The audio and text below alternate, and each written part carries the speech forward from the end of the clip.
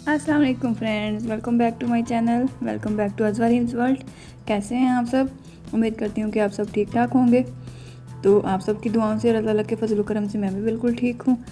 तो यहाँ पे आज का व्लॉग स्टार्ट करते हैं। आज का व्लॉग जो हम करेंगे स्टार्ट वो सफाई से करेंगे। तो यहाँ पे हमारी सुबह हो चुकी है और हमारी जो भागम दौड़ है एक दिन की वो शुरू हो चुकी है, क्योंकि हाउस वाइफ की ज़िम्मेदारी यही होती है कि भागम भाग लगी रहती है सारा दिन। तो कभी अंदर कभी बाहर, कभी ऐसे कभी इधर कभी उधर, तो काम ही ख़त्म नहीं होते। तो यहाँ पे हम अपने दिन का आगाज़ करते हैं एक अच्छी उम्मीद से, एक अच्छे सोच से, पॉजिटिव सोच से। तो यहाँ पे मैं कपड़े तय लगा लूँगी, बिल्कुल भी हार नहीं माननी हमने इन कामों से। ये काम हार जाएंगे, हम नहीं हारेंगे। तो यहाँ पे ये देखें, आज की रूटीन शुरू हो चुकी है, बच्चे भी साथ साथ ही भाग रहे हैं मेरे। और यहाँ पे मैं झाड़ू लगा लूँगी। अब उस तरफ की सफाई मैंने कर ली, दूसरे सेन की इस तरफ की रहती है, तो फिर मैं अब यहाँ पे झाड़ू लगा लूँगी, क्योंकि वहाँ पे धूप आ जाती है तो फिर मैं वो पहले ही कर लेती हूँ। और इधर थोड़ी सी छाँव होती है तो ये थोड़ी सी लेट सफाई में शुरू करती हूँ यहाँ पे। तो यहाँ पे मैंने अंश को कहा था कि ये पानी की बाल्टी बाहर गिराओ, जो कि कूलर के नीचे पड़ी होती है। तो बच्चे भी साथ ही मेरे लगे रहते हैं, काम करवाते रहते हैं माशाल्लाह। अभी तो सब बाहर ही सोते हैं, मतलब खुले आसमान के नीचे सोते हैं रात को बाहर सेहन में। तो कमरों में तो अभी गर्मी लगती है और लाइट भी चली जाती है। लोड शेडिंग का तो इतना मसला है ना पाकिस्तान में कि आप पूछे ही मत। तो इसलिए चारपाइयाँ वगैरह बाहर ही होती हैं सारी। तो फिर मैं उनको थोड़ा लेट ही उठाती हूँ ताकि थोड़ी सी धूप लग जाए और वो खुश्क हो जाएँ, क्योंकि रात को थोड़ा शबनम जो होती है वो गिरती रहती है, या फिर कोई बच्चे पेशाब वगैरह कर देते हैं या पानी गिर जाता है तो फिर वो गीली हो जाती हैं, बिस्तर भी गीले रहते हैं। तो मैं थोड़ी धूप में ही उठाती हूँ कि ताकि खुश्क हो जाएँ। तो उसके बाद मैं अच्छी तरह झाड़ू लगा लूँगी सारे सेहन में और सारी हर तरफ। तो कमरों में मैंने लगा लिया था पहले ही, तो अब मैं सेहन में लगा लूँगी अच्छी तरह। रोज़ सफाई करें तो रोज़ ही इतना गंद होता है, इतना कूड़ा होता है, जितनी मर्ज़ी सफाई कर लें ये ख़त्म नहीं होता। तो ये देखें, छोटे छोटे रैपर, छोटे छोटे शापर जो होते हैं वो पड़े ही रहते हैं, उड़ते ही रहते हैं सारे सेहन में। तो यहाँ पे हवा भी बहुत अच्छी चल रही थी, तो फिर वो, लेकिन मेरे लिए मसला था कि कूड़ा सारा ख़राब हो रहा था, पीछे जा रहा था उड़ उड़ के। तो वैसे तो गर्मी में थोड़ी कमी आ गई, अल्लाह का शुक्र है। मौसम थोड़ा सा चेंज हो गया, रात को ठंड लगती है, रात को पंखे नहीं चलाते अब हम, रात को थोड़ा सा चेंज हो जाता है, लेकिन दिन में तो गर्मी होती है। तो दिन में घर के काम काज करते करते बहुत ही गर्मी लगती है। तो यहाँ पे मैं अच्छी तरह झाड़ू लगा लूँगी। पहले मैंने कहा था कि बाहर निकाल दूँगी, लेकिन बाहर बहुत ज़्यादा हवा चल रही थी, तो मैंने सोचा कि गली में सारा उड़ जाएगा कूड़ा, तो फिर मैंने यहीं पे इकट्ठा करके उठा लिया यहीं पे। ये गीज़र में मैं लगा दूँगी कागज़ सारे, जो कि हम सर्दियों में इस्तेमाल करते हैं। ये होममेड गीज़र है जो हाथ से बनाते हैं, मतलब आग की जलाई जाती है, इसमें लकड़ियाँ जलाई जाती हैं जो गांव में होते हैं, चक्कों में होते हैं वैसे। तो इसके बाद हम आ जाती है बारी बर्तनों की, इनकी सफाई की। तो सफाई तो जितनी रोज़ करे बंदा, रोज़ ही कम है, रोज़ ही गंद हो जाता है, गंदी हो जाती जगह। तो यहाँ पे मैं बर्तनों को लगा लूँगी मांझा, बर्तन मांझ लूँगी अच्छी तरह, क्योंकि ये काम तो हमने माँ के पेट में ही सीख लिया था, क्योंकि हमारी माएँ, नानियाँ, दादियाँ सारियाँ यही काम करती आती हैं, तो फिर हम भी यही करेंगे। तो ये तो लिखा हुआ काम है कि बर्तन ही धोने हैं। तो चलो शुक्र है अल्लाह का, जो भी है जितना है अल्लाह का शुक्र है, काफ़ी है हमारे लिए, क्योंकि अल्लाह उस इंसान पे उतना ही बोझ डालता है जितना वो बर्दाश्त कर सके, ज़्यादा नहीं डालता। तो यहाँ पे मैं अच्छी तरह बर्तन वॉश कर लूँगी, और फिर ये फीडर हैं वो भी अच्छी तरह बच्चों के धो लूँगी। और इसके बाद जो सारी देचकियाँ हैं वो मैं पहले बर्तन छोटे धोती हूँ, फिर बाद में बड़े धोती हूँ, ताकि थोड़ी आसानी रहे और छोटे बर्तन जल्दी धुल जाएँ पहले। तो यहाँ पे अच्छी तरह मैं इनको मांज लूँगी। ये वाला जो हार्ड पार्ट है मेरा, ये बहुत ही ज़्यादा ब्लैक हो जाता है जल्दी जल्दी, मतलब रोज़ ही धोना पड़ता है इसको। ये वाइट कलर का है ना, तो इसलिए डार्क कलर में हो तो फिर नहीं मसला होता। तो गाँव में के माहौल में ये चीज़ें नहीं सूट करती, कि लाइट कलर सूट नहीं करते, डार्क कलर्स ही सूट करते हैं, चाहे वो बर्तनों में हो, कपड़ों में हो या जूतों में हो।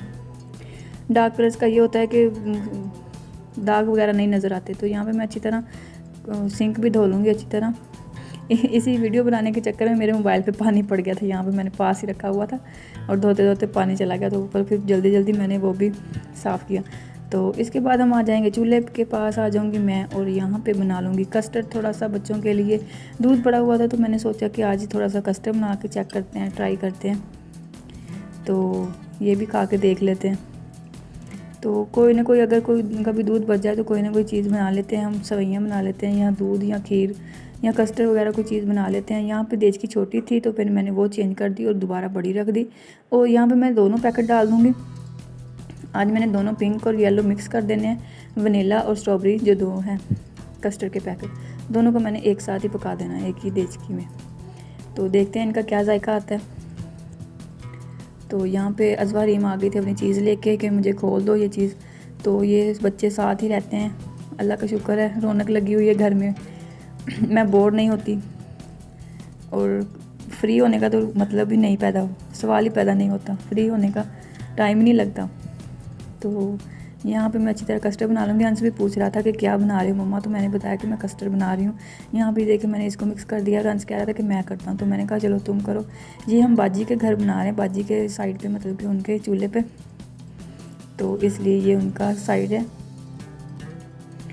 तो यहाँ पर मैं अच्छी तरह बनाकर इसको मिक्स करके पेस्ट को इसके अंदर डाल दूँगी जब दूध को बॉयल आ जाएगा, और फिर बाद में इसमें चीनी ऐड कर दूँगी। तो चीनी मैंने अभी नहीं ऐड की, तो दूसरा पैकेट भी मैं इसमें डाल दूँगी और वनीला फ्लेवर का, दोनों इकट्ठे कर दूँगी और बहुत ही अच्छी इनका टेस्ट आया था। तो यहाँ पे मैं बच्चों को नहला धुला के रेडी कर दूँगी दिन भर भागने दौड़ने के लिए। तो यहाँ पे देखिए मैंने इनको दोनों को नहला दिया अच्छी तरह। और अंश कह रहा था कि पैंट छोटी है, ये नहीं सूट कर रही, तो फिर मैंने इसे ही उतार दी, चेंज करवा दी थी और दूसरी पहन ली थी इसने। बच्चों के साथ फिर ऐसा ही होता है कि इस घर के काम भी साथ ही चलते रहते हैं और बच्चों की देखभाल भी साथ ही होती रहती है। तो जो साथ ही खेलते रहते हैं, घूमते रहते हैं। तो आयत फातिमा मैडम सो रही थी अभी, और ये दोनों अपनी ड्यूटी पे लग गए थे, मतलब भागने दौड़ने की ड्यूटी सारा दिन। शाम को इन्होंने 9 बजे के करीब जाके रुकना है और फिर जाके इन्होंने लेटना है और सोना है। सुबह के 7 बजे 8 बजे शुरू हो जाते हैं और रात को 9 बजे जाके ये कहीं जाके बैठते हैं और सोते हैं बच्चे मेरे। तो यहाँ पे बाजी बना रही थी रोटियाँ और मैं पास बैठी थी, बातें कर रही थी और मतलब कि रोटियाँ बना रही थी, सेक रही थी। तो यहाँ पे पराठे बना रही हैं बाजी बच्चों के लिए, और दूसरे बड़ों के लिए हम सूखी रोटियाँ ही खाएंगे, क्योंकि घी बहुत महंगा हो गया पाकिस्तान में। घी की तो कीमत सोने से भी ज़्यादा होने वाली है। तो घी की कीमत इतनी होती है कि इंसान सोचता ही रहता है कि ले या ना ले, लेकिन लेना तो पड़ता है। लेकिन ज़रूरत है, खाना पीना है, तो जीना तो है, मर तो नहीं जाएंगे। और जैसे वो कहते हैं कि क्या करें अब मैं मर जाऊं, तो वो वाला हाल हुआ पड़ा है हमारा कि अब हम क्या करें, मर जाएं, खाएं भी ना। तो यहाँ पे देखें हल्का फुल्का घी एक तरफ लगाया, एक तरफ नहीं लगाया बाजी ने। तो पराठे को मैं तो जब लगाती हूँ तो मैं तो दोनों तरफ ही लगा देती हूँ, अच्छी तरह चौपड़ के लगाती हूँ घी को। तो बाजी ने तो एक तरफ लगाया। तो अज़वारी मैडम आ गई अपनी रोटी लेने, तो इसको मैं सूखी रोटी दूंगी क्योंकि ये ख़राब ही करेगी, खाएगी थोड़ी, ख़राब ही करेगी। तो ये अपनी पलटून के पास चली गई है जहाँ पे ये बैठ के खाना खाते हैं। और ये देखें ताए अबू के फैमिली बच्चों के साथ बैठ के खाना खाएँगे। तो यहाँ पर पालक वाली सब्ज़ी पड़ी थी रात की और दाल बनाई थी बाजी ने। तो यहाँ पे अंश भी बैठ के अपना पराठा लेके और अहमद भी बैठा हुआ है। तो अज़वा मैडम ने रोटी नहीं खाई थी, तो इसलिए इसे मैंने फीडर दे दिया। और आयत फातिमा मैडम उठ गई हैं और अज़वा के सोने का टाइम हो गया, तो इसे मैं सुला दूँगी और उसे मैं फ़ीड करवा दूँगी। फिर उसे फ़ीड करवाने के बाद मैंने मशीन को टाइम दिया कि इसमें भी कपड़े पड़े हुए थे, तो मैंने वो भी वॉश कर लिए। और ये देख के मैंने अभी सर्फ डाल दिया और पानी डाल दिया। पानी की टूटी ऐसे साथ ही लगाई हुई है ऊंची, ताकि उठा के ना डालना पड़े। तो सीधा डायरेक्ट पकड़ के टूटी रख दो उसमें मशीन के अंदर, तो पानी भर जाएगा। ऑटोमेटिक मशीन बनाई हुई है हमने घर में। तो जैसे होता है ना कि पानी खुद ही डल जाता है अंग्रेज़ों की मशीनों में, तो पंजाबियों की मशीनों में ऐसे पानी डाला जाता है। आप लोग बताइएगा कि आप लोग कैसे पानी डालते हैं अपनी मशीन में, या फिर आपके घर में क्या सिस्टम है पानी का या मशीन लगाने का। तो यहाँ पे अब मैं सब्ज़ी को देख लूँगी, हांडी को चूल्हे के पास आ जाऊँगी और यहाँ पे मैं बना लूँगी खाना। आज मैंने बनाने हैं आलू बैंगन, और इसके लिए मैंने आपको इजी मेथड ये बताना है कि पहले मैंने घी डाल दिया और उसमें मैंने ठंडे घी में ही मिर्चें मिक्स कर दी हैं सारी, और उसके ऊपर मैं सारा मसाला डाल दूँगी। टमाटर, प्याज, हरी मिर्च, आलू और बैंगन जो मैंने काटे हुए थे और अच्छी तरह धो लिए थे, उनको मैं इसमें डायरेक्ट ही डाल दूँगी, ताकि मेरे पास इतना टाइम नहीं है कि भूनती रहूँ और पहले फिर बाद में उसमें डालूँ। तो आग जल चुकी है, अल्लाह करे। आग जलाने का बहुत ही मसला होता है क्योंकि लकड़ियाँ मोटी होती हैं, कभी कभी बारीक नहीं होती, तो फिर आग जलाना मुश्किल हो जाता है थोड़ा सा। लेकिन जल भी जाती है जब बालन गीला हो, तब नहीं होता। जब लकड़ियाँ सूखी हुई हों तो तब बहुत ही ईजी होता है काम। तो अब तो आदत हो गई है, जैसे यूज़ टू भी हो गया कि अब हर काम करना है आसान हो गया। पहले बहुत मुश्किल लगता था मुझे शादी से पहले कि ये काम करना है, वो करना है, बहुत ही सर दर्द होने लग जाती थी देख देख के ही।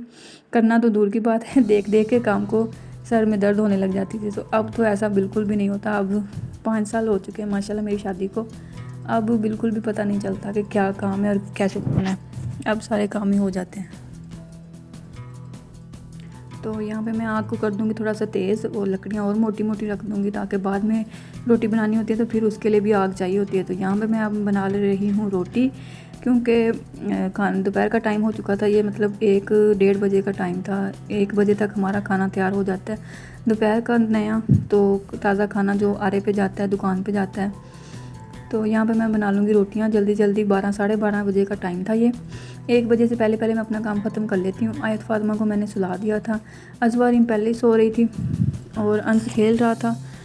तो यहाँ पे मैं अच्छी तरह रोटियाँ सेक लूँगी और अच्छी तरह बनाऊँगी, क्योंकि कच्ची पहले शुरू में शादी के शुरू के दिनों में मुझसे बहुत ही रोटियाँ ख़राब होती थी, बहुत ही आटा मैंने ख़राब किया। तो अम्मी के घर इतना काम नहीं ना किया था, तो इसलिए मसला बहुत होता था। लेकिन अब तो 5 साल हो गए हैं ट्रेनिंग को रोटी बनाने की, तो अब तो माशाल्लाह स्पीड देखने वाली होती है मेरी रोटी बनाने की। तो यहाँ पे मैं अच्छी तरह रोटियाँ बना लूँगी जो सबको पसंद आए और जो सब लोग खुश होकर खाएं, ऐसी रोटियाँ बनाती हूँ मैं। तो आप लोग बताइएगा कि आप लोग कैसी रोटियाँ बनाते हैं। और मेरी वीडियो पसंद आए तो प्लीज़ लाइक कर दीजिएगा, शेयर कर दीजिएगा और मेरे चैनल को सब्सक्राइब कर दीजिएगा। और मेरी वीडियो को कमेंट में ज़रूर बताइएगा कि आपको मेरी वीडियो कैसी लगी। तो यहाँ पे मैं अब रोटियाँ बना लूँगी।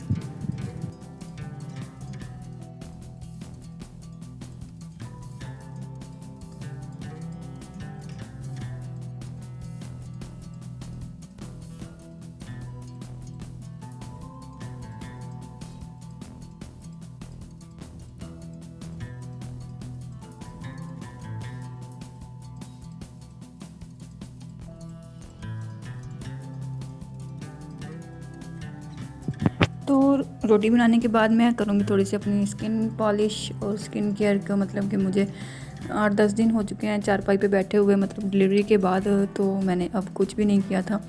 फेस का बुरा हाल हुआ पड़ा था और छाइयाँ जो बड़ी पड़ी हैं वो अलहदा, वो नेक पे मेरे बहुत सारे निशान बन गए थे, तो उनको मैंने थोड़ा सा आज करना था ठीक। तो वो भी मैं आपके साथ शेयर करूँगी मेथड।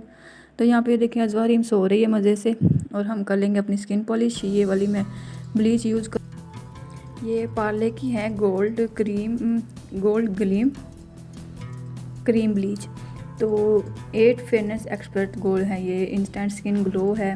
मतलब कि मैं यही यूज़ करती हूँ काफ़ी देर से, 2-3 मंथ हो चुके हैं मैं यही यूज़ करती हूँ। हर मंथ में एक दफ़ा तो मैं स्किन पॉलिश ज़रूर कर लेती हूँ अपनी, थोड़ी सी क्लींजिंग करके। उसके बाद ये क्रीम ब्लीच जो होते हैं वो यूज़ कर ले, ऊपर लगा लेती हूँ मुंह पे, और इसके बहुत ही अच्छे रिजल्ट्स आते हैं। मतलब कि इतना साइड इफ़ेक्ट भी नहीं होता और इतना हार्मफुल भी नहीं होता, बस नॉर्मल सा रहता है स्किन। तो यहाँ पे ये देखें ब्रश भी मेरा टूट गया था, ये भी साथ छोड़ गया।